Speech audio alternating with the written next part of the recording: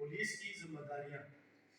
دیکھیں جی اگر پولیس نہ ہو تو یہ جہاں پہ جنگل کا قانون ہو, مائٹ از رائٹ ہو, جس کی لاٹھی اس کا بیل اس کی بھینس, طاقتور کمزور پہ ظلم کرتا رہے اور اسی طریقے سے کمزور کا نقصان ہوتا رہے.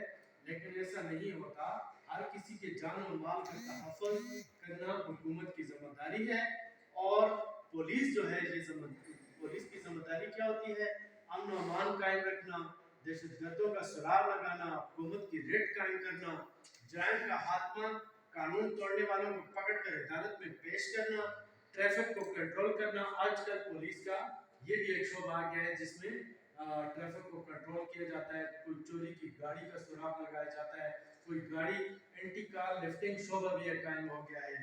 اسی طرح چوری کا خاتمہ ایمرجنسی میں قائم کرنا کام کرتے ہیں. یہ جس طرح فلڈ آ گیا, کوئی زلزلہ آ گیا, اس میں بھی لوگوں کے جان و مال کا تحفظ ان کے ذمہ ہوتا ہے. اسی طرح ہنگاموں پہ یہ قابو پاتی ہے. برائیوں, سماجی برائیاں جو ہوتی ہیں اس کا خاتمہ ہوتا ہے. ٹھیک ہے, ہماری فائرنگ ہو گئی, یہ چیزیں ان کو بھی ختم کرتی ہے.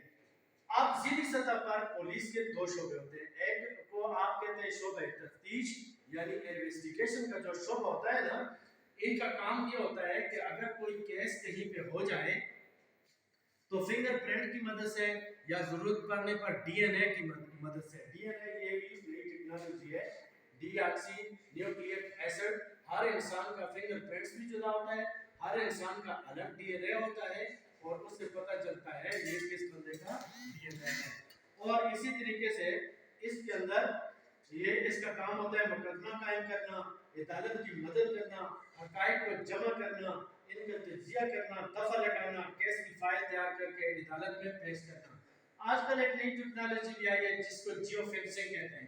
مثلا ڈی این اے بھی نہیں ملا, فنگر پرنٹس کا بھی مسئلہ نہیں ہوتا, تو وہاں پہ جیو فینسنگ دی جاتی ہے خاص علاقے کو کہ کسی بھی جس نے جرم کیا ہے تو آیا اس کے پاس, کیونکہ ہر بندے کے پاس جیسے پاکستان میں آج کل 17 کروڑ موبائل موجود ہے تو کوئی نہ کوئی موبائل تو ہوگا, تو اس موبائل نمبر اس لوکیشن پہ اگر تھا تو اس کی مدد سے اس تک پہنچتے ہیں.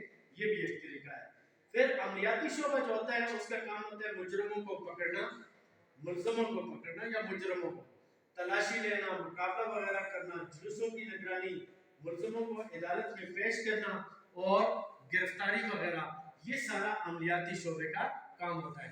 تو یہ جی پولیس کے میں نے آج آپ کو ذمہ داریاں اور ذیلی سطح پر اس کے جو شعبے ہیں ان کے بارے میں بتایا ہے. اوکے.